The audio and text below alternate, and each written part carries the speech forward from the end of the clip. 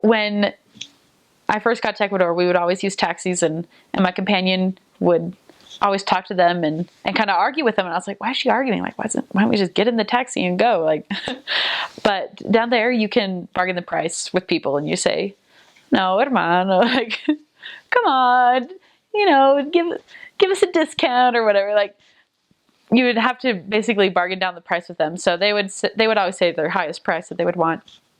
And so if you're going kind of far in a big city, they might ask $3, but you can say, oh, like, can make it $2. We only have $2. Like, oh, that's all I have. And so you kind of talk in this little voice, and and they would bargain down the price. And so that was something that I had to learn, is that you can kind of negotiate down there, not like with bus systems or when you're going to the store, but but if you do buy anything from like a little street vendor, then you can kind of negotiate the price with them. So that was something that was hard at first, but you kind of have to just try it out. And if they see a white person, they're going to say, oh, well, we'll charge $1 more, because they have a lot of money because they're from the United States, and you don't, you're a missionary. So you'd have to learn how to kind of negotiate down the price and be firm and say, no, like, I won't pay more than $2.50, or I won't pay more than whatever.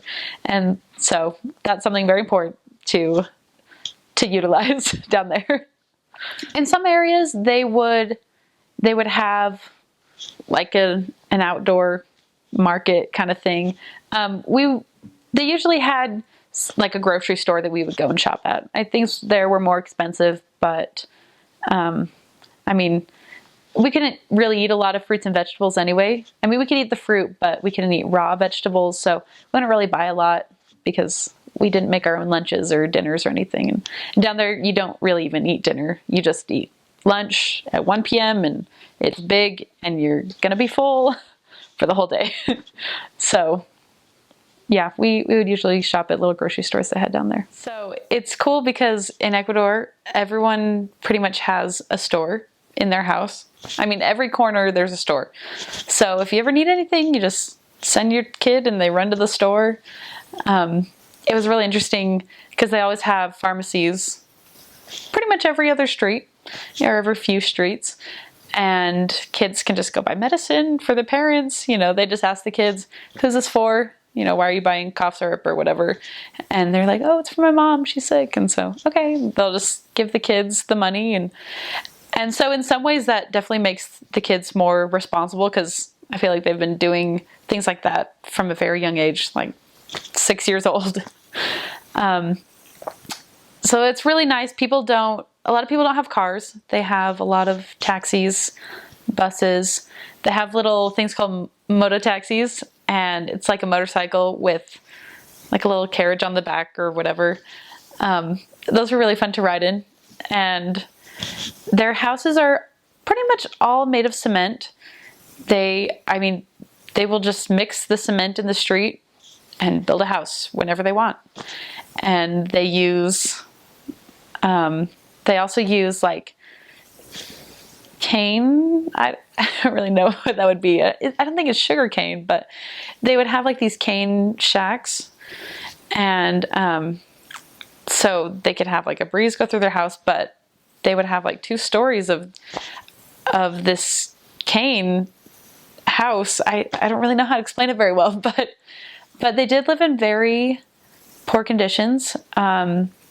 Not everyone. There were some people who had nice houses and had tile floors, and pretty much every house has tile. If not, then it's just cement or dirt. And so that was one thing I missed a lot, was carpet. They'll have rugs, but not everyone. Their furniture isn't very comfortable. I mean, it's like wood frame with one little cushion, kind of, and they would just replace that. So that was something that was hard for me too, is that, I mean, just thinking about them not being able to just lay on the couch and watch TV, like, it's not very comfortable. So, yeah, it was the streets. If you're in like the more downtown part of the city, then they're paved. But I served in a couple areas where it was just dirt roads, and it was fine. That's where you lived, and no one really has addresses. So when someone tells you where they live, they're like, oh, we live right next to this store, and then you go 2 houses down and you'll see a white house with a little dog barking. And you have to get the most specific directions you can, because if they tell you that they live at some certain address, you better be sure you're writing down the color of the house, the dog that's standing outside it, what color the fence is, if there's a doorbell or not. Like, you have to be way more specific than you ever would think you should be. Like, if you think you know where they live, you don't, because you need more information. And if they don't want you to go to their house, they will tell you the wrong place. That's definitely happened before.